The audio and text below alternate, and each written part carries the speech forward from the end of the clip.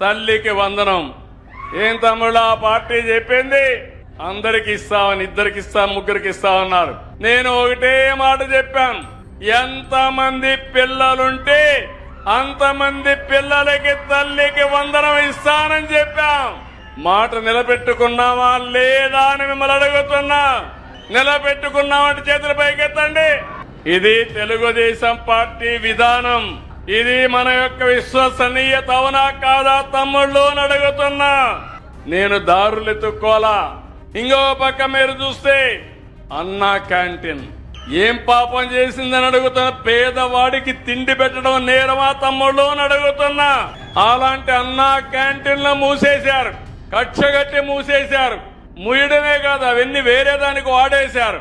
మళ్ళీ నేను వస్తానే 207 అన్నా క్యాంటీన్లు ప్రారంభించి పేదవాడికి కడుపు నిండా తిండి పెట్టిన పార్టీ ఎండి, అవునా కాదా?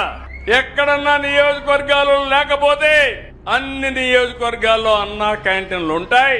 ఏ పేదవాడు తిండి లేక బాధపడడానికి వీలు లేదు.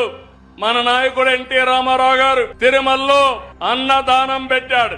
నేను 21 దేవాలయాల్లో అన్నదానం పెట్టి, మీరు దేవుడి దగ్గరికి పోయినా టౌన్కు వచ్చినా కడుపులో చల్లగా ఉండాలని, మీరు నిండు మనసుతో ఆశీర్వదిస్తూ ఉండాలని, ఎవరికి ఇబ్బంది లేకుండా చేశాం.